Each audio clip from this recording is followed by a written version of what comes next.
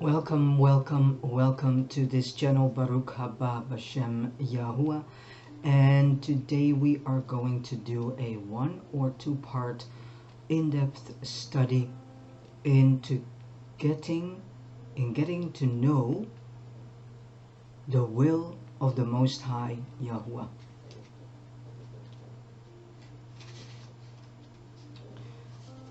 Alright, how to know the Most High's will. The person rather than techniques. The Most High's children can and should know the Most High's will. The knowledge of Yahuwah's will has to do with the person. It has nothing to do with techniques. When the Master draws man to himself, which means when the Most High Yahuwah draws you to him, he draws some through their mind, others through their emotion, and still others through their will. Generally,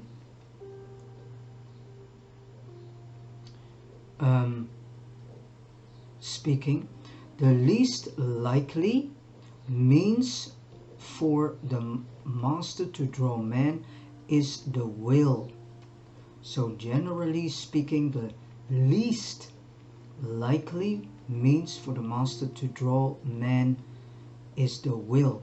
Many people love the truth of the scriptures.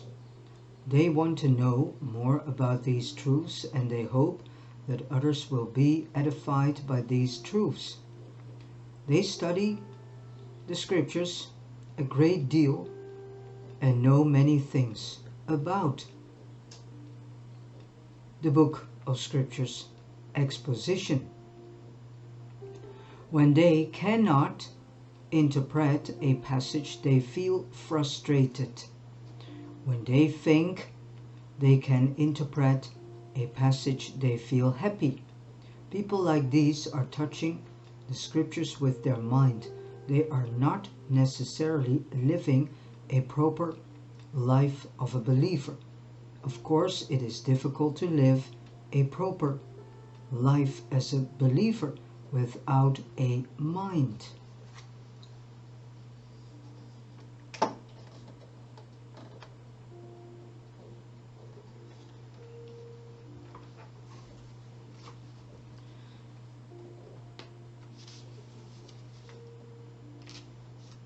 But those who only have a mental understanding of doctrines are not necessarily those who live a proper life as a believer.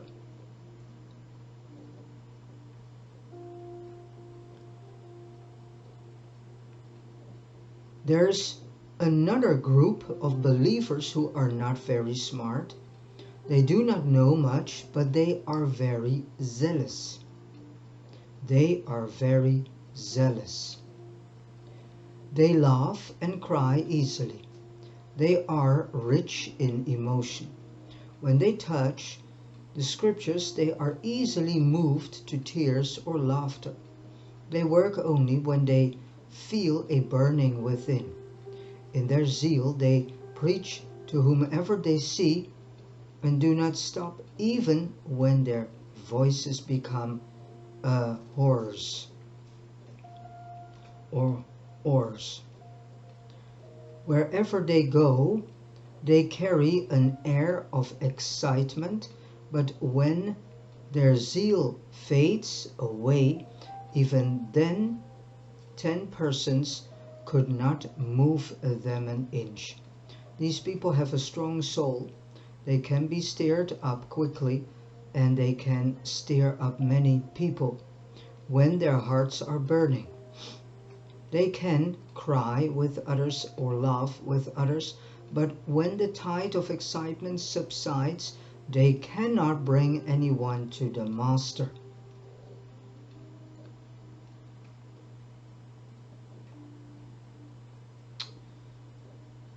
They touch others with their emotion. When they are stirred up, they think highly of themselves. But when they become cold, they will not move at all. Such believers cannot be of much use to the Master, to the Most High. Suppose a man has a clear mind before the Most High, a proper emotion, good knowledge of the Scriptures, and zealous in serving others. All of these things are wonderful, but if he never been touched by the Most High himself, if he has never been touched by the Most High himself, he cannot serve the Most High in a proper way. He needs to be touched in his will. If a man's spirit is dead before the Most High Yah, he is totally useless in the eyes of Yahuwah. The spirit must be regenerated. So thank the Most High that our spirit today is a new spirit, a regenerated spirit. And this regenerated spirit is our inner man. Every believer has received the same life from the Most High in his spirit. There is no difference between him and others. The same Spirit who dwells in a weak brother also dwelt in Paul. As long as we are the masters, the new creation in our spirit is the same as in others. So the Most High is not a respecter of persons. However, when the inner man lives out the life of the Master Yeshua, there can be a big difference in the degree of expression. This difference has much to do with man's natural constitution. The mind, emotion, and will are the original and natural faculties of man. The Holy Spirit is within him, and his regenerated spirit has become the new man, the inner man. Yet he still has an outward man, the old man, the original man, outside of him. This outward man belongs to sin. And this outward man, that is actually your soul, which is connected to your natural humanness and to your natural strength, and thus to the flesh. The old man has been dealt with at the stake, but the life of the old creation still remains, because you have inherited habits, beliefs, and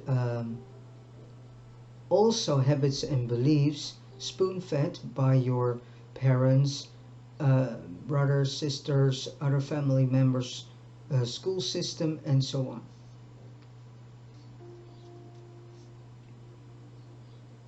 Since the inner new man can only be expressed through the outer man, the expressions and manifestations are different in different persons. The inner life is frustrated by the outer man. Therefore, the outer man must be dealt with. Otherwise, there will always be obstacles that obstruct a man from serving the Master Yeshua. I will soon upload a series that is known as, it's a 4-part series. Yeah. That is known as the Discipline by the Most High. There's also some series coming that is called the Disciplinal Work Done by the Holy Spirit. I need to wait on that one, and then as soon as that is on the shelf, I will roll that one out in togetherness with the disciplining work done by the Most High in you. And this is all about that. the outer man being dealt with by the Most High. In order for a saved and regenerated believer to live out the Master's life, or Yeshua's life, there are two steps that he has to take. The first is believing, which is receiving the new life. The second is consecrating himself, which means committing his outer man to Yeshua, the Master, to allow the new life within to be expressed. And if you consecrate yourselves in Yeshua, you consecrate yourselves also in the Most High Yahuwah.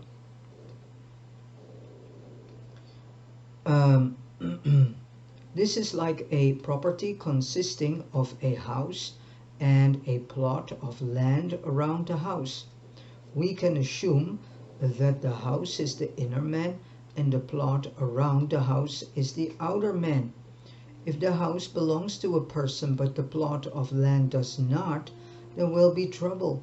Consequently, as soon as a man believes, he should consecrate himself to the Master, Yeshua.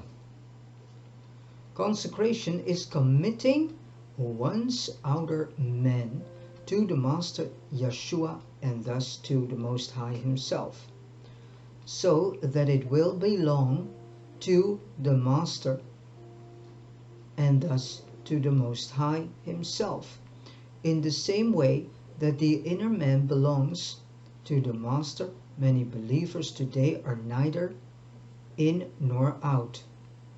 When you ask if they are saved, they answer yes, they are saved, but their outer man has never been dealt with.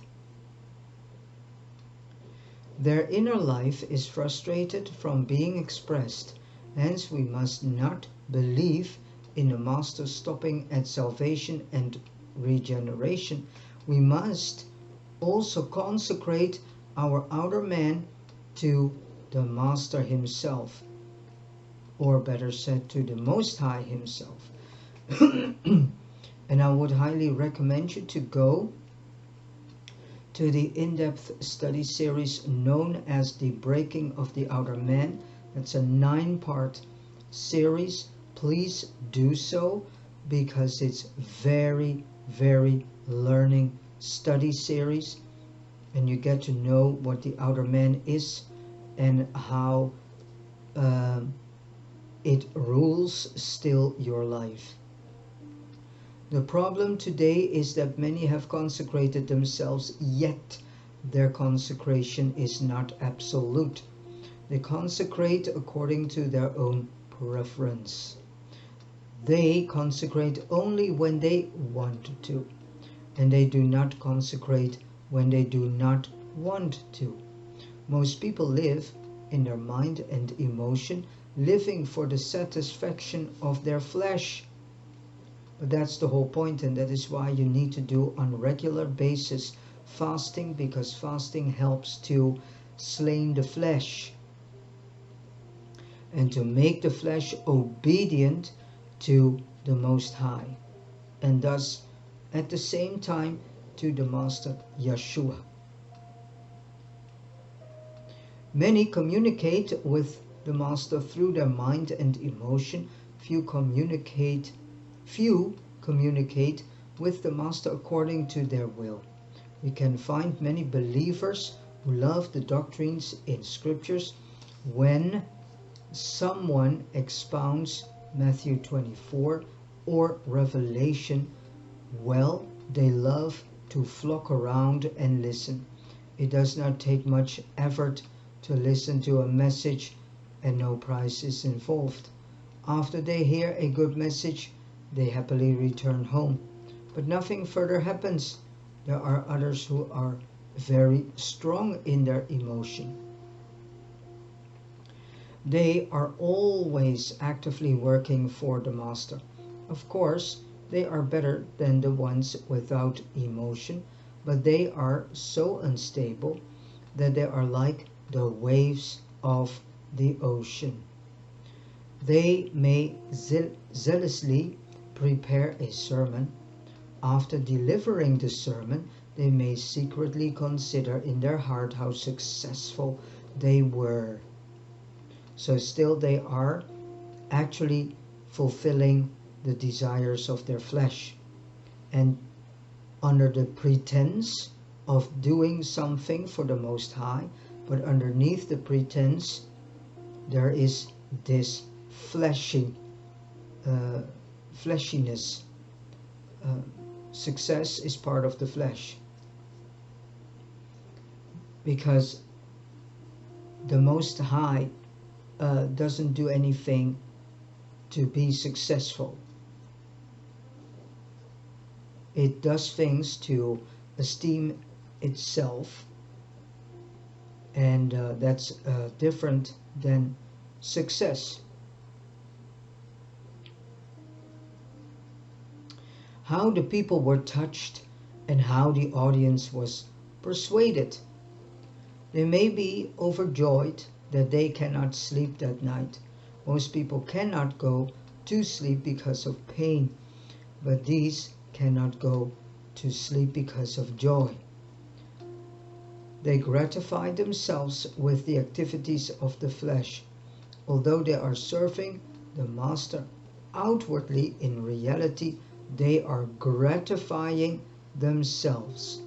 They have not committed their will fully to the Master.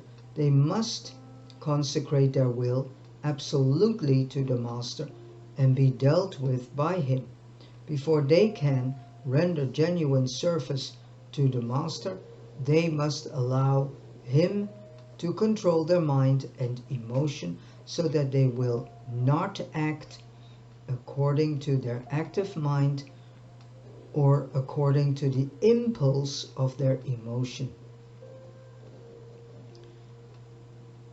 Conditions for knowing the will of the Most High. I do not like to hear people asking how to know the will of the Most High. Every one of us should already be clear about this. Yahuwah's will is revealed only to those who have consecrated their will to Him. He does not force us. He is always waiting for us to become willing.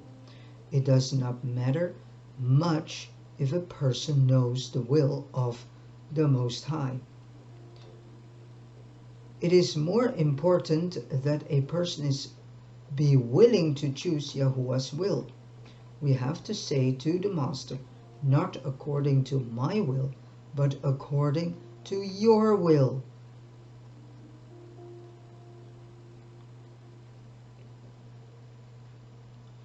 When we lay down ourselves, we will know Yahuwah's will. Once, in a sisters' meeting, two sisters asked me if the Most High's will is based upon circumstances, upon the book of scriptures, or upon other principles.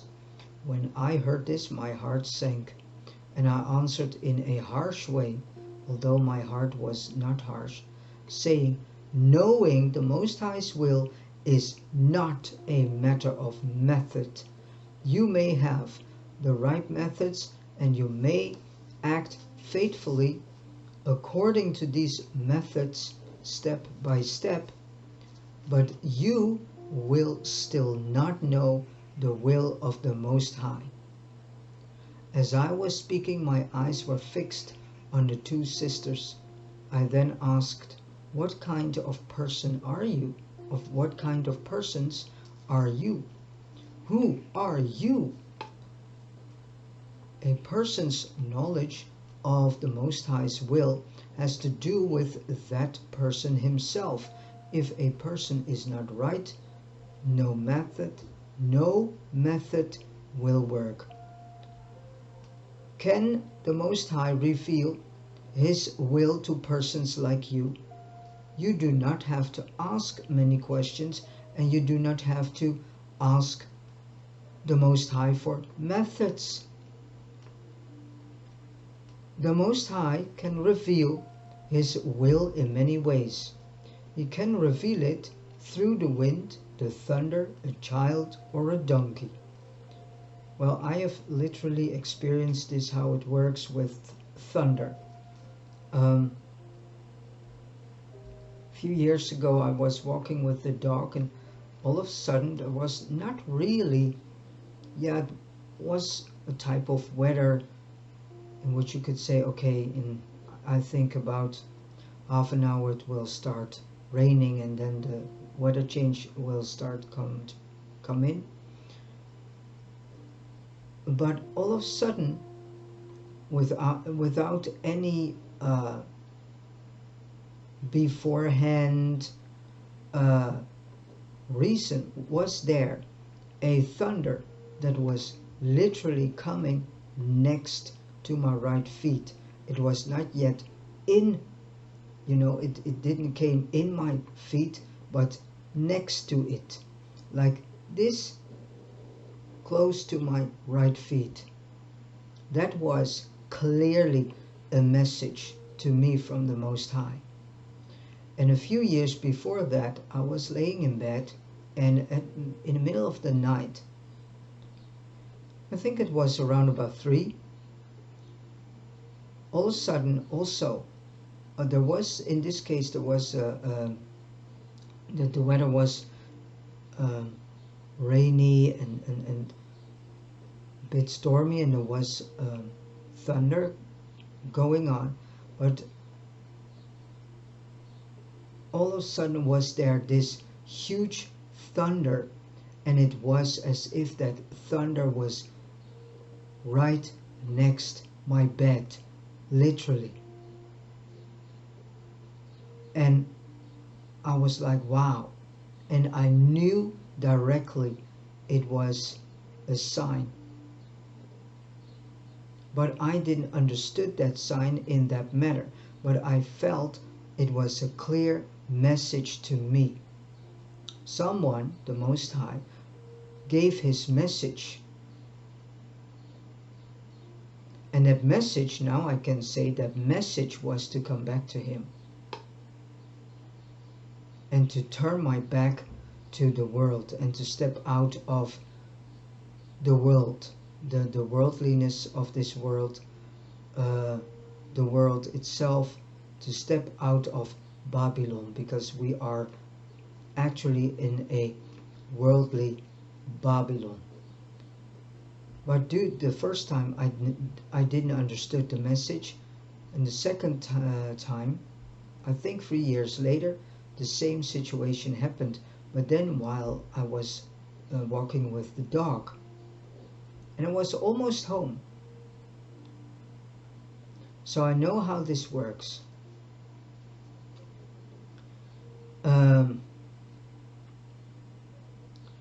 So the Most High can reveal His will in many ways. He can reveal it through the wind, the thunder, a child, or a donkey.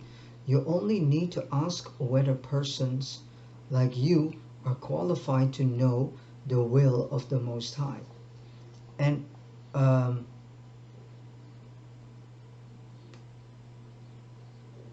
the first time, that's not true. The first time that the thunder was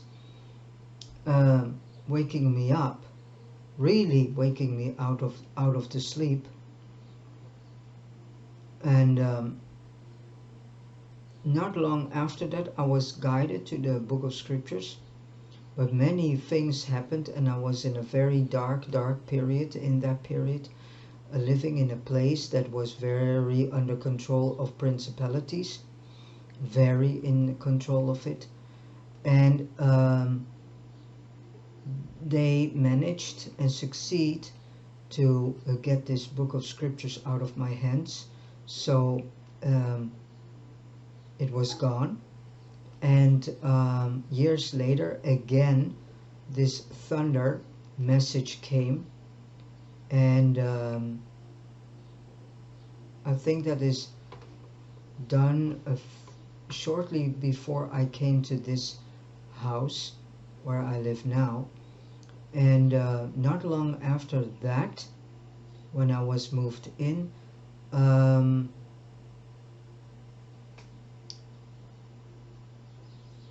I need to say the thunder that woke that gave this message to me while I was walking with the dog.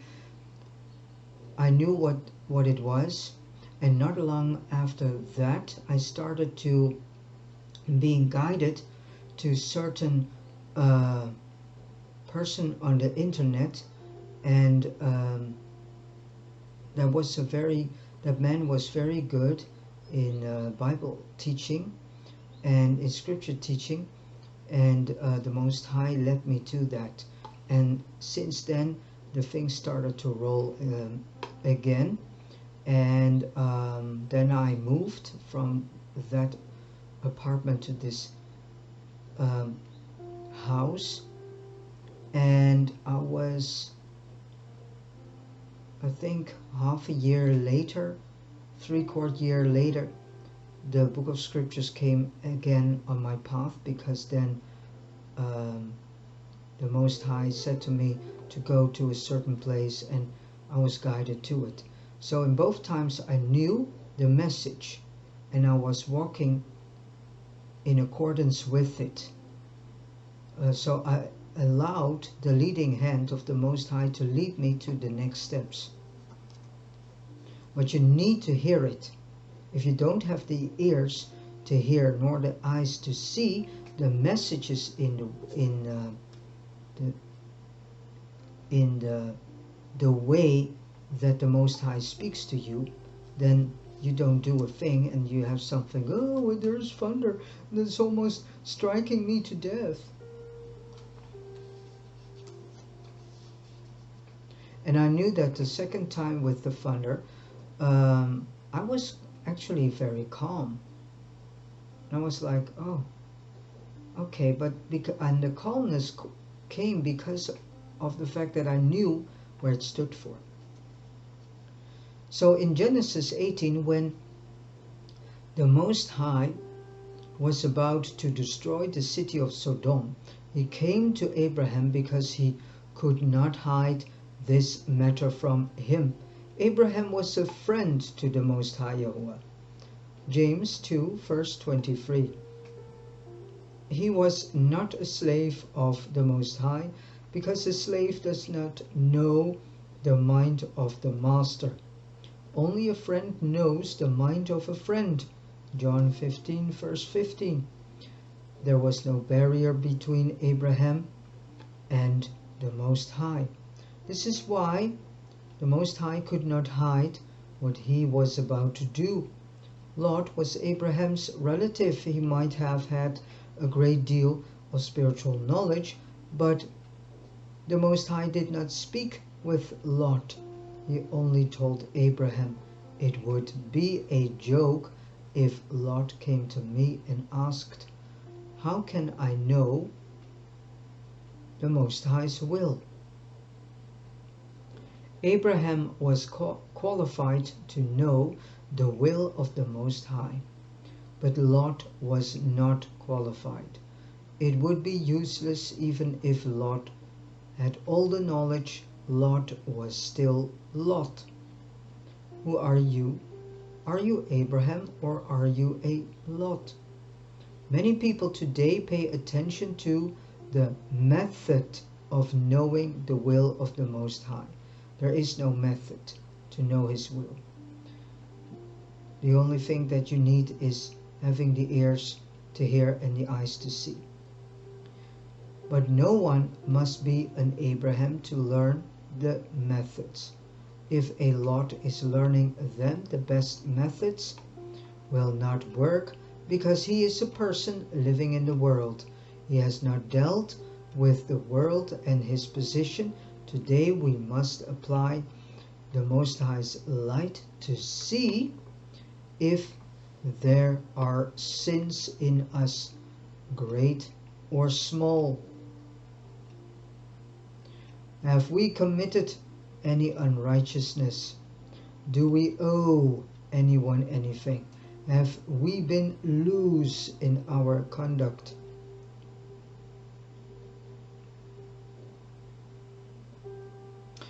or wrong in our words, gestures, and attitudes? Are we still holding on to something? All of these big and small sins affect our ability to know the will of the Most High.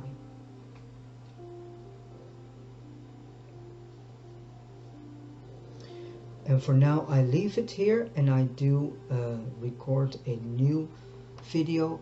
I take a break short, and then I'm back with the second part,